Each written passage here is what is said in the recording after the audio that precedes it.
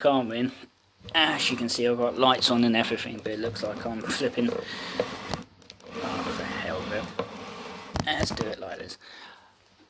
Well, the voice from the darkness says, tomorrow is the 80th anniversary, or should I say today, by the time I get this video up, July 21st, the 80th anniversary to the day of the Special Operations Executieve, SOE, to those in the know, is founded, created, and so on and so forth. In a manner of respect, it's sort of like the forerunner of today's MI6. Now, MI6 isn't running around blowing stuff up, and was of course around before the Second World War. But it came into its own in a way, partially through SOE, I think. SOE was, as Churchill famously said, to set Europe ablaze, and it was created, as you can see, in July 40, at a time when the Battle of Britain, the first phase anyway, is ongoing. By now, around about the 20th of July, the losses are starting to mount up on either side. Today, around about a dozen German aircraft are lost, with double that amount of men, and a few British planes have been lost. And yesterday, I think it was July 19th, 6 out of 9 Defiants were wiped out when they got bounced by enemy patrol. And until now, from July 10th, the enemy have been bombing the likes of Rolls-Royce in Glasgow and various other factories, warehouses, docks, and so on and so forth, all over the United Kingdom. So SOE is Churchill's unofficial way, because obviously SOE was meant to be a bit hush-hush to the general public anyway, to take the fight back to the enemy. And it was everywhere really, be it Norway, France, Holland, and even the likes of Yugoslavia, where the actor Anthony Krell served. Indeed, some of SOE eventually came to be from the auxiliary units, which in July 1940 would still be rating and hoping against a German invasion that was expected or could come, despite depending what intelligence you were reading at the time. I mean, the Germans were practicing, or at least they were training on the beaches of Normandy and the like, and Calais, and they were getting ready for that possibly, but they had to wait for the Luftwaffe to do their job, and the Luftwaffe, as you see all the way through to Stalingrad, not exactly the best at achieving their aims necessarily. So SOE were a bunch of odds and sods in a way. You had some officer types, but you also had what you might class as everyday people. The likes of Odette, who is immortalised in a statue, which is for all of SOE, south of the Thames, in Lambeth, near the Archbishop of Canterbury's London residence, Lambeth Palace.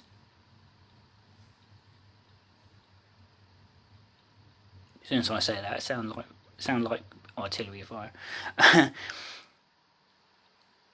And many would die in the service of SOE. Now, officially, it was disbanded in January 1946, about what, my maths is bad, 6 or so months after the end of the Second World War. And as I say, SOE sort of in a way led itself to the modern intelligence game. It was not an easy task. It was not something that you just walked into as far as SOE went. I'm sure I read that one of the bosses of Marks and Spencer, Mr. Marks, they, on Baker Street, their old headquarters, which they're now based in Paddington by the canal, SOE used some of their space, and indeed when they were burning their top secret files at the end of the war, they almost burned the whole place down because it took off. And Mr. Mark did a test to crack numbers or something, and apparently partially worked for SOE, but I got to double check that. I'm sure I read it in one of my books, so it must be true. Not when I worked at Marks and Spencer's anyway. And you have the likes of Maurice Buckmaster, commander of F Section, or Section F to deal with France, and they were based halfway down Baker Street, I think around about 41, 43, and a few years ago, about 10 years ago, just after I graduated university, they knocked down a few of the buildings and they've built this modern monstrosity that looks like, if you forgive my expression, some kind of metallic vagina. It's like that. It's like, you Google it, it's all street view, just work your way down. And as I say, M&S aren't based at Baker Street anymore, so that's gone. Well, the building's still there, but I don't think you can get into it. I think SOE appealed to Churchill's romantic sense of warfare, a bunch of dare and do. But the intelligence game in World War II was a fantastically dangerous one. Around 42-43, the Abwehr, the German secret service, which Hitler wanted to be his equivalent of MI5, or at least he wanted a German intelligence service to rival MI5, managed to infiltrate in a rare feat of success, because the German intelligence during the war was mostly failure, managed to infiltrate the Dutch networks, and agents were landing and not being heard from again, and it was a case of a triple cross, more or less. Some ended up in concentration camps, never to see the light of day again. And those that survived would not really talk about their experiences. I mentioned the actor Anthony Quayle, who I first saw in the film Battle of the River Plate as Commodore Harewood. Tell you that actually beast. And reading about him a couple of years ago, I was surprised. The book The Last Ditch by David Limp, which was one of the first books to deal with the British resistance to a German invasion, said that Anthony Quayle was in the auxiliary units, and I think he was part of a unit that once, a cell that once startled then Lieutenant General Montgomery up in Northumberland probably, and the commendation of Montgomery, because they came out of nowhere. And then, according to Wikipedia anyway, he served with SOE in Yugoslavia and never talked about what he saw and did there. You can only imagine, can't you? Because Yugoslavia was something else during the war. That was the nature of the beast, and they took the war to the enemy. And without SOE, the course of the war might have gone a little bit differently.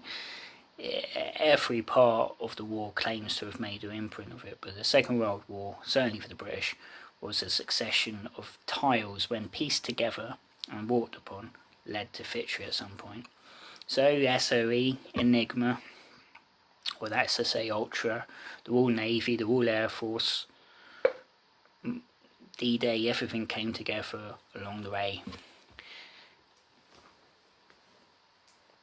Today we know about SOE, but SOE was still rather hush-hush. I mean, like I say, even in the previous video, the British members of the auxiliary units, even though they never obviously went into action, or at least, obviously there was no German invasion, never really talked about their experiences until about 10-15 years ago.